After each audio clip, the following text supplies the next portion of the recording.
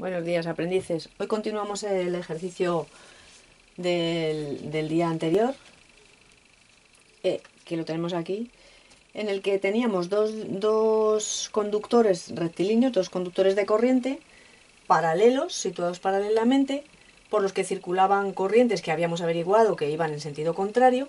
Por lo tanto, la fuerza producida, digamos, cada uno de los conductores crea en su entorno un campo magnético, y ese campo magnético producía una fuerza sobre el otro conductor. Al ser las corrientes antiparalelas, digamos, iban en sentido contrario, la fuerza es repulsiva, digamos, los dos conductores se repelen. Y bueno, esto habíamos calculado que a una cierta distancia de 1 metro de cualquiera de los dos, como tienen la intensidad de corriente que circula por los dos es la misma, pues había un campo de 1,2 por 10 a la menos 8 teslas. Pero lo que nos van a pedir ahora, porque este problema hace referencia a los datos de este otro, y nos dice, con los datos del problema anterior, primero, calcular el campo magnético en el punto medio entre ambos conductores. Vamos a dibujar un esquema. Nosotros tenemos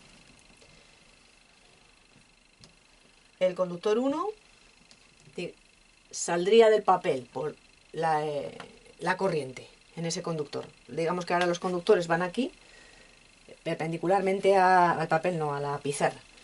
Y el otro conductor, al contrario, se mete en el papel, en la pizarra. Por lo tanto, le ponemos un aspa para ver que los sentidos son así en ese caso.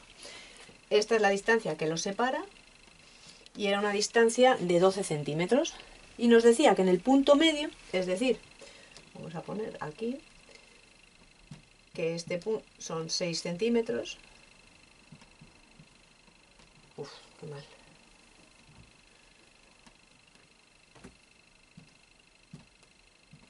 Bueno, 6 centímetros al punto medio. Que calculásemos el campo magnético en el punto medio entre ambos conductores. Bueno, pues entonces lo único que hay que hacer es sumar los campos magnéticos producidos por el conductor 1, este es el conductor 1 y este es el conductor 2, en ese punto medio. Y ya sabemos de los ejercicios anteriores que este conductor en su entorno está creando un campo, estas son las líneas del campo magnético, por lo tanto aquí va a producir una intensidad en ese punto magnética. ¿En qué sentido son esta corriente? ¿En qué sentido va? Bueno, si nos referimos a este esquema, agarraríamos nuestro cable con la mano derecha, el pulgar nos indicaría el sentido de la corriente y los dedos nos dicen el sentido que tienen estas líneas. Pues sería así. Por lo tanto, lo que nos interesa es en ese punto medio. En ese punto medio, esta es esta línea, pues iría hacia arriba. Este sería el campo magnético producido por el conductor 1, es decir, B sub 1. Vamos a ver el otro. Hacemos lo mismo. Cogemos nuestro cable con las manos alrededor y indicamos con el pulgar el sentido de la corriente. Las líneas de campo irían así, al contrario que este otro. Entonces, si dibujamos aquí las líneas, y estas son en sentido horario.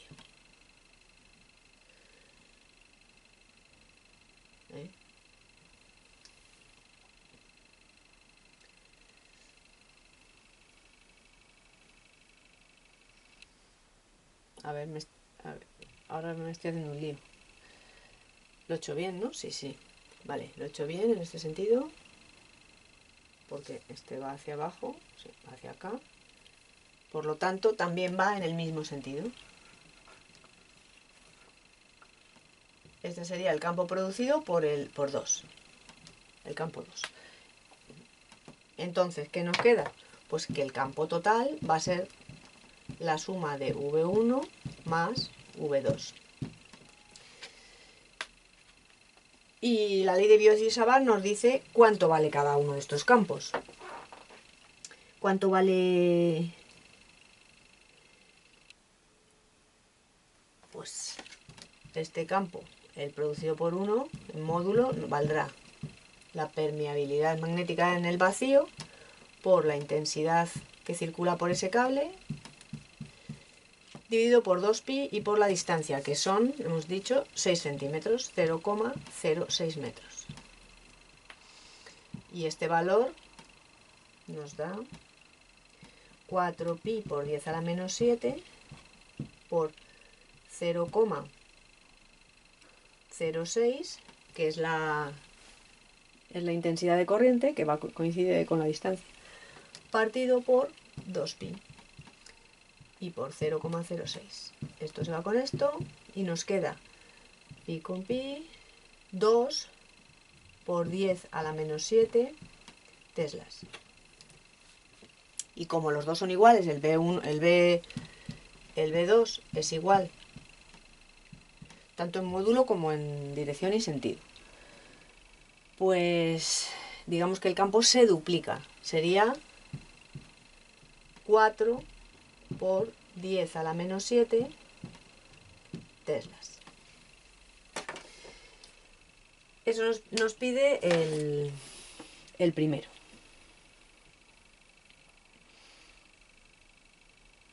El segundo punto nos dice calcular la fuerza por unidad de longitud que sufre un tercer conductor por el que circula una corriente de 1 amperio situado a 10 centímetros del conductor 1 en la línea que une a ambos conductores, en dos casos, si su sentido es como el del conductor 1 o si su sentido es contrario.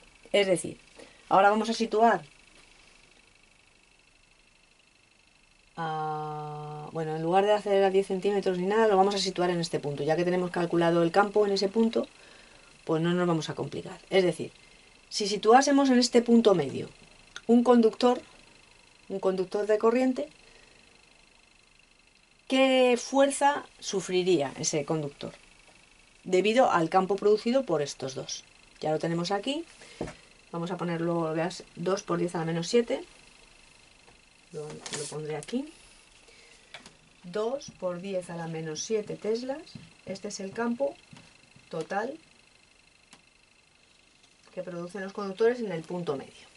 Entonces, ¿qué pasa con un tercer conductor que yo situé ahí? Pues vamos a verlo.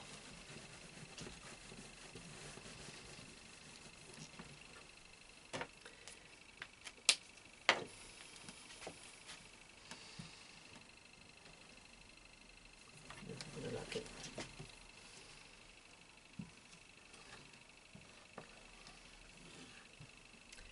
Bueno, aquí tenemos este, aquí el otro. Este va hacia arriba la intensidad, este hacia abajo. Y en el punto medio yo dibujo mi vector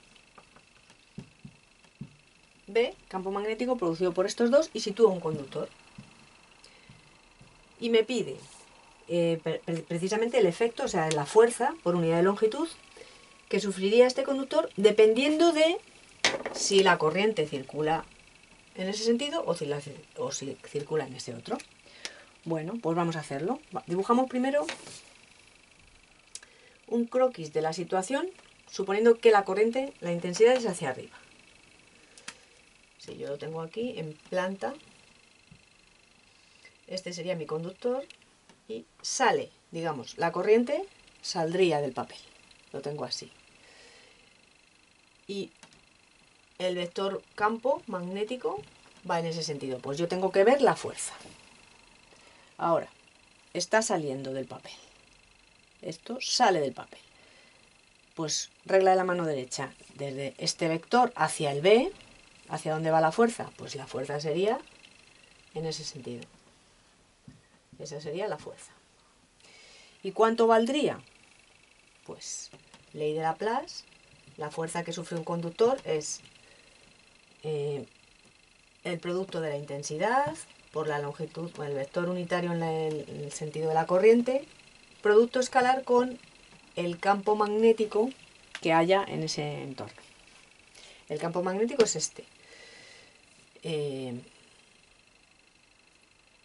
Como son en perpendicular, seno de 90, porque esto sería módulo de esto por el módulo de este y por el seno de 90. Si lo hacemos en... sería. Y vamos a poner el vector unitario en módulo, que sería módulo 1, pues no lo ponemos ya. Intensidad por el módulo de B y por el seno de 90. El seno de 90 es 1, el seno de 90 es 1, por lo tanto la fuerza va a ser I por B. La fuerza por unidad de superficie. Digo unidad de superficie, por unidad lineal de longitud que sufre ese conductor. La intensidad. Nos dicen que este conductor tiene una intensidad de 1 amperio, pues 1 por esto, 1 por 2 por 10 a la menos 7, pues 2 por 10 a la menos 7 newtons. Y el sentido dibujado en ese esquema.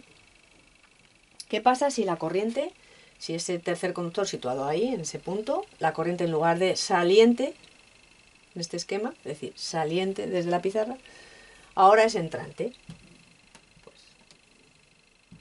lo que va a pasar, lo dibujamos así como un aspa, ahora entra en la hoja y el campo sigue siendo el mismo, que es el producido por los dos conductores, y ahora hay que ver la fuerza.